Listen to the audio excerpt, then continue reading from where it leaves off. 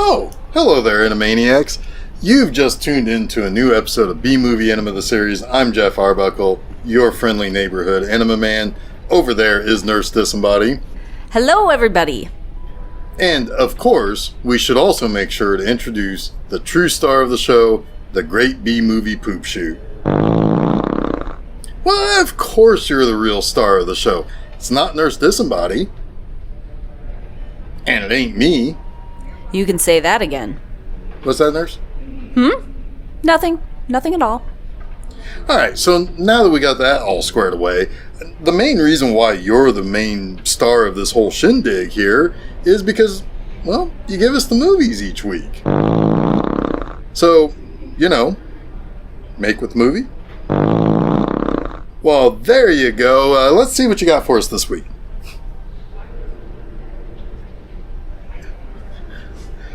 Well, what do you know? What you got there, Jeff? Remember a few episodes ago I had that big-ass diatribe about comic books, particularly some of the early days of DC Comics and the creators of Batman and stuff? I kind of remember that. Frankly, I don't remember much of what goes on in these episodes from one week to the next. Yeah, Wait, what? You don't remember things that happen in these episodes? Huh. Well, I guess I did mostly write you out of that episode by making you make Johnny Longbow stew. That was some pretty good stew. Sure was. Yep. Anyway, we have another episode like that this week. I'm going to have a lot to say about comic books. So, I'm getting most of the episode off again? Nope, you'll get to help out a little bit. Oh, great. Great. This week we're watching Dracula, Sovereign of the Damned. Ooh, more vampires? Yep, and it's Dracula, no less. That's pretty cool. What's the connection to comic books? Now, there are a couple of titles that can be tied to this movie. The original name is one that I am not even going to try to pronounce. I mean, you see, it comes to us from Japan. It's during a time in which Stan Lee and Marvel Entertainment licensed some Marvel properties to the Japanese production studio Toei. There was a Japanese version of Spider-Man in which our hero has a giant robot. How bitchin' is that? One of those properties is the comic series The Tomb of Dracula. Now, we're going to come back around to that a little bit later in this episode. So, this was an anime TV movie made by Toei Animation, and more on them later as well. But the title, translated literally from Japanese, is The Emperor of Darkness, the Vampire Dracula. That sounds epic. Right? The third title that sometimes shows up on the more colloquial level is The Tomb of Dracula, but this was aired on TV in August of 1980 in Japan. And later in 1983, Harmony Gold, and you better believe we'll get to them later too, imported this to air on cable TV under that Dracula Sovereign of the Damned title. So, that said, I think we should just get right into the movie when... Jeff? What's up, Nurse? This is an animated movie, right? Yep. Are we gonna be switching places again? Nah. Oh, thank God. That was a deeply disturbing experience. Sure was. I had hands and arms, and I think I had an actual butt. It was a lot. Anyway, we're going to get the movie started, and when we come back, I'll get into the whole Tomb of Dracula stuff and how it directly connects to this movie. Alright, Nurse, are you ready for comic book knowledge to be dropped on you? Sure. Hit me with it. Alright, so Dracula, Sovereign of the Damned is an extremely condensed adaptation of the entirety of the comic book series The Tomb of Dracula. Now, The Tomb of Dracula was a pretty popular 70-issue series that ran from 1972 to 1979 and was published by Marvel Comics. This was a series that had 4 significant Marvel writers work on the series. The first of those writers was Jerry Conway. Now, at the time, Conway was only 20 years old and was one of the young hotshots working at Marvel in the 70s. You see, at the age of 19, he had taken over the publisher's flagship title, The Amazing Spider-Man, directly from Stan Lee with issue 111. Only 11 issues into his tenure on the title, he penned one of the most important Marvel Comics stories ever, the death of Gwen Stacy. He also introduced the characters the Punisher and the Jackal. The former became one of the staples of the darker street-level corner of the Marvel Universe, while the latter became a long-running Spider-Man character. Could you imagine writing the biggest series in Marvel and you're barely out of high school at the time you wrote your first issue? Yeah, I know, it's crazy. Conway was credited as the writer of the first issue of The Tomb of Dracula, which is this one right here. But it was actually really Roy Thomas and Stan Lee who plotted the issue. Conway didn't get his shot at plotting an issue until the second issue, and he took heavy inspiration from the Hammer films that were certainly popular at the time. Now, 2 more writers came in during the early stages of the series, Archie Goodwin and Gardner Fox. Archie Goodwin had a lot of experience with horror, having worked on Vampirella and Creepy for Warren Publishing. Later, he'd do some books for Marvel, including creating Luke Cage, but none of his work at Marvel was quite as big as securing the rights to publish Star Wars comics before he stepped away as editor-in-chief. Gardner Fox was a big name in the golden age of comics, having created the original Flash Jay Garrick and Hawkman. In addition, he created the Justice Society of America, the precursor to the much more popular Justice League of America. And it would be Marv Wolfman who would be most connected to the Tomb of Dracula when it comes to the writing. He came in with issue number 7 and stuck with the series all the way to the end. I love his name is Wolfman, like the Wolf Man. That's great. Yeah, it's kind of an awesome little monster connector, isn't it? Marvel even played that up with the house ads for the Tomb of Dracula as well. I hope they constantly had to defer to their mummy for the story ideas. Eh? Nah, it's a pretty good one, Nurse. I have my moments. Now, if Marv Wolfman would be the guy who really made the Tomb of Dracula the series that would eventually inspire an animated feature, then the entire look of the comic is owed directly to Gene Colan. Now, Colan penciled every single issue of the Tomb of Dracula series. Wow, is that all that common? One guy drawing every single issue of a long-running comic? I would say it's not really all that common, to be honest with you. Maybe a little more common back then, but Colan was working on several comics in any one month during his run, too. That's crazy. Yeah, it really is. I mean, it's not too common, at least these days, to see an artist working on a whole bunch of monthly titles all at once. Writers, sure, but not artists as much. I mean, you could argue, too, that the comics from the earlier ages were far more detailed and had far more panels and even more pages, making it that much more difficult. But anyway, Gene Colan would become pretty damn synonymous with horror and vampires in particular. He did a lot of superhero stuff too, but he lobbied to do this series and was doing Tomb of Dracula while also still doing stuff for Warren Publishing too, for their horror books. Later on in the 90s, he re-teamed with Wolfman to do another Dracula comic for Dark Horse Comics called The Curse of Dracula. Then a few years later, he also wrote a special one-shot issue of Buffy the Vampire Slayer for a story that featured Nikki, a Slayer from the 70s who only appeared briefly in the TV series. So something here I do want to bring up about the Tomb of Dracula and Gene Colan that I think can be classified as a little bit of comic book Babylon for you.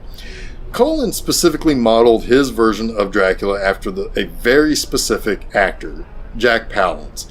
Now, exactly why he chose Palance, I don't know, beyond being a fan of a Jekyll and Hyde TV movie that starred the actor.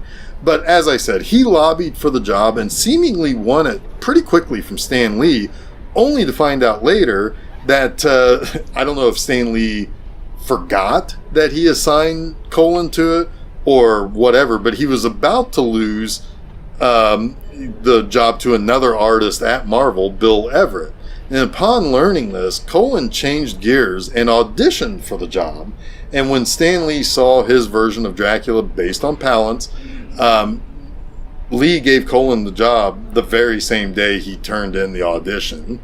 That's kind of a crazy random person to base the character on. Yeah, but the story takes an interesting turn. Oh, now you've got my attention again.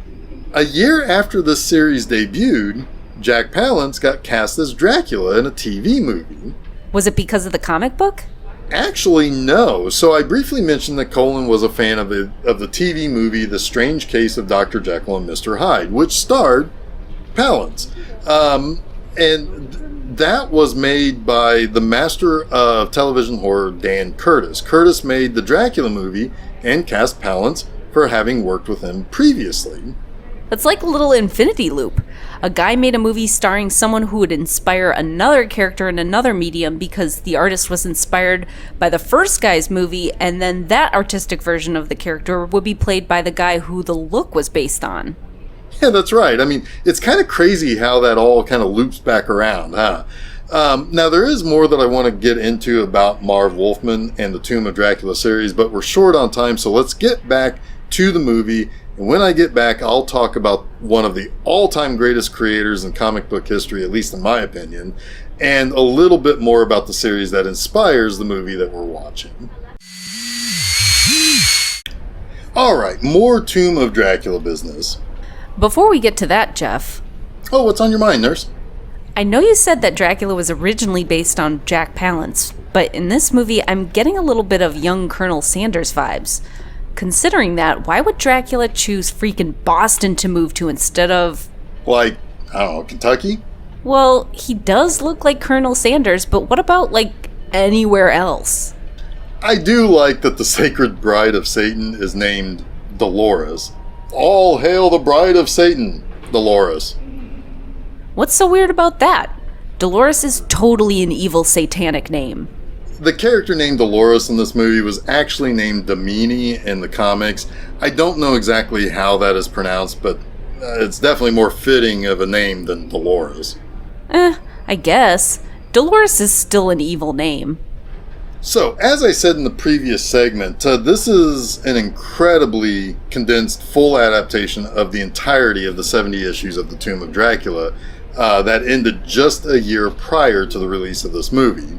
Now, there are a few plot points that the movie adapts quite closely. See the end of the movie for that. However, it was not uncommon for comics of this era to be a combination of episodic adventures where people can come in and out of the series as they wish, and those episodes being within a larger overarching serial that kind of tells a huge complete story over the entire span of issues. Now, one of the big things that can happen when you tell a serialized story like that is you can deepen the relationship between characters in a combination of naturalistic and soap operatic ways. One of my favorite series of all time is a good example of this, and that is Rom. That was a Marvel series that started at the end of the 70s and ran for 75 regular issues and 4 annuals. It featured a core group of characters that built the main emotional and character-driven beats of the series, while also featuring some interloping Marvel characters from time to time. Rom mixing it up with the X-Men is a big deal that has effects in the realm of Marvel and the X-Men to this very day. Rogue's turn toward the light took a huge step when she attempted to absorb something and, some of the essence from Rom. That's all fine and what have you, but when major dramatic moments occur, or when a character is in deep trouble, or in some cases dies, it impacts the long-time readers. And that's something that happened in the Tomb of Dracula series. Characters you followed for several issues or are basically introduced to as a primary member of the cast, but sometimes things happen to them, like Rachel Van Helsing becomes a vampire, and later on, after the series ended, had to be killed by Wolverine in a mercy killing. So for a majority of the series, Rachel and Frank Drake, the two main characters battling Dracula for most of the series, had a romance. So yeah, that's a bummer that she became a vampire in the end. Also, her death happened 3 years after her turning into a vampire, so we were left with her being turned for a while after the fact. So when a movie like this is trying to hit the key notes of a story that took 7 years to tell, it's really hard to nail it down in a way that makes for great narrative sense. This movie kind of has to speed through some fairly major plot points. I can see that. How closely was the Tomb of Dracula intertwined with the Marvel Universe? You said that Rachel had to be killed by Wolverine. I guess it was pretty much a part of the full universe? Oh, absolutely. Marvel had a tendency to integrate every single comic and character into their main universe. This included the licensed properties.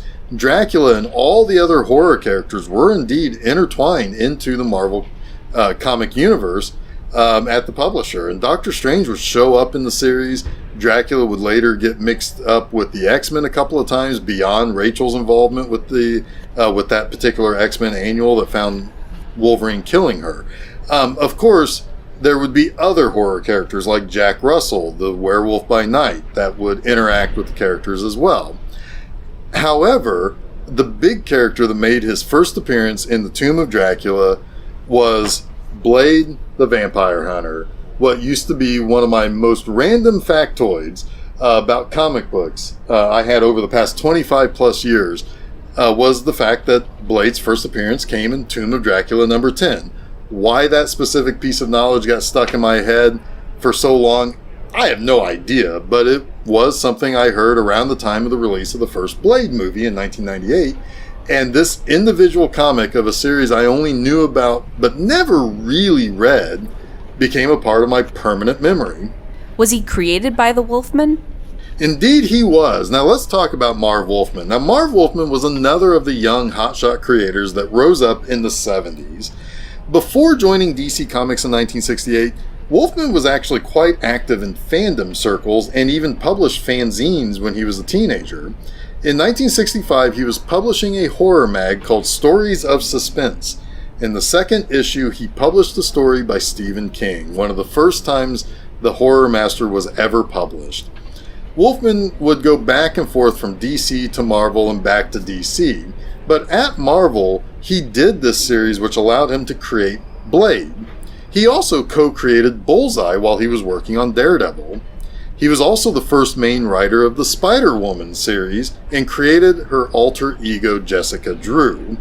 Shortly after, he took over Amazing Spider-Man and introduced Black Cat. And all of that was pretty good, but his work for DC Comics is downright iconic. In 1980, Wolfman left Marvel and rejoined DC and got teamed with my all-time favorite artist, George Perez, to create the new Teen Titans. This included not only bringing back established Teen Titan characters such as Robin, Wonder Girl, Kid Flash, and Beast Boy, they created the new characters Starfire, Cyborg, and Raven.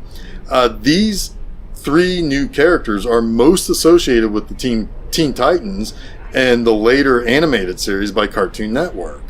Now, while Wolfman did other work for DC, New Teen Titans was one of the biggest comics on the racks, and the first time DC had a new series to be a big hit in a really long time.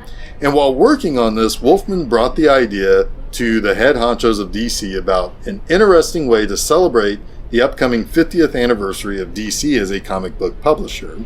Let me guess. It was going to be a big party with lots and lots of cake and party hats and all sorts of fun times? No, his plans actually involved a crisis. Oh. 1985's Crisis on Infinite Earths was both a celebration of DC's publishing history and a way to kind of reset the publisher's table of characters and continuity. It is basically the first ever total line crossover in comic book history. Every single comic in DC's lineup was affected by the event, and as Roger Hayden, the Psycho Pirate, said in his final monologue in the final frames of the series, Worlds lived, worlds died, and nothing will ever be the same. And nothing would ever be the same again, as DC had a new timeline to follow and updated origins created for all their heroes.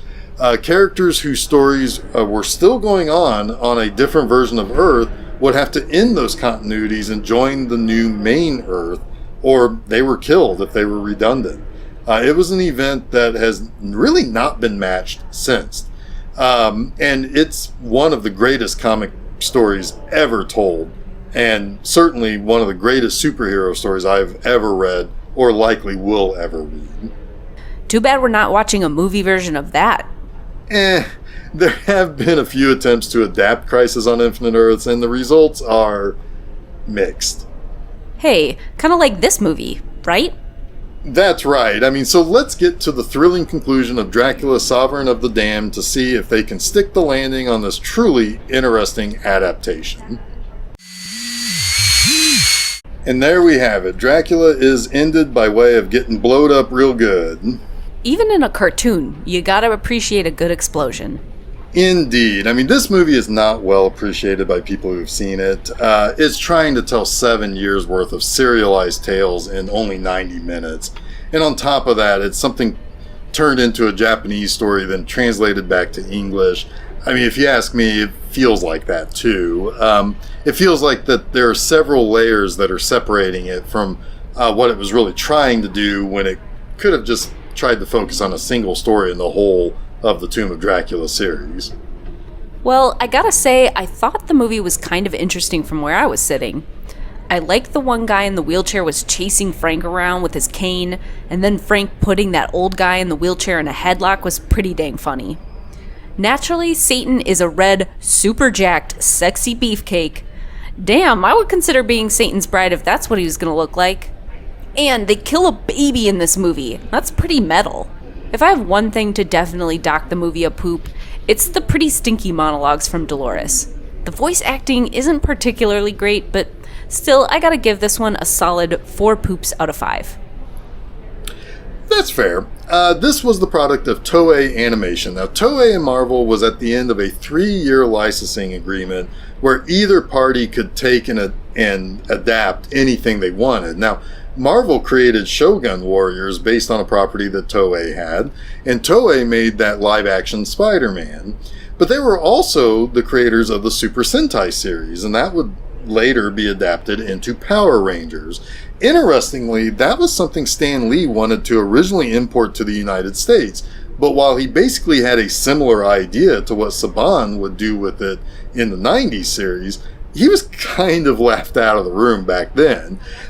While this was basically the end of the open agreement between Toei and Marvel, Toei would continue working with Marvel on basically all of their animated series into the 80s. This included series like Spider-Man and His Amazing Friends, G.I. Joe, A Real American Hero, the first 2 seasons of the Transformers, Dungeons and Dragons, and basically anything else in the 80s that Marvel Productions made with Sunbow. Toei to this day is still one of the great animation studios in Japan. And when this movie was brought over to the United States, it was imported by Harmony Gold USA. Now, Harmony Gold is a really, really interesting story that could go on for an entire episode all by itself. Let's just say that Harmony Gold one day decided to import the anime series Macross. And from that, they created Robotech. Now, the way Robotech sliced and diced Macross in so many different ways to form its series is pretty insane. For literal decades, Harmony Gold hawkishly kept the rights to Robotech and the associated characters, and that prevented even Macross from being broadcast in its original form here in the United States. That might be different today, but it's not easy for Americans to legally see the source material that created Robotech.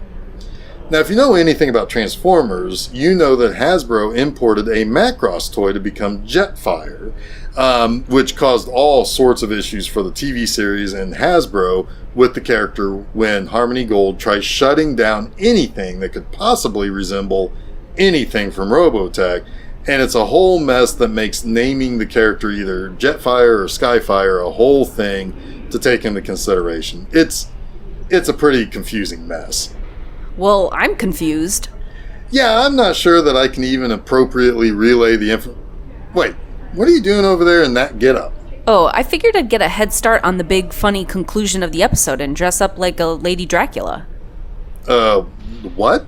You know, the episode's big conclusion. I dress up like a Lady Dracula and we make a vampire joke or something. I don't know. I know you have something written for that. No, I don't.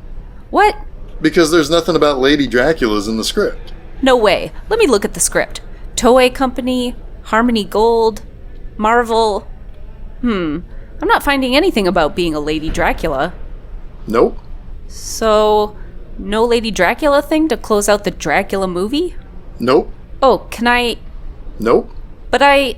Nope. Bah, I want to suck your blood. Bah. No. Oh, you're no fun. Nope. I mean, I am. Nope. You said you aren't any fun. That's it. Quick, PC, roll the credits.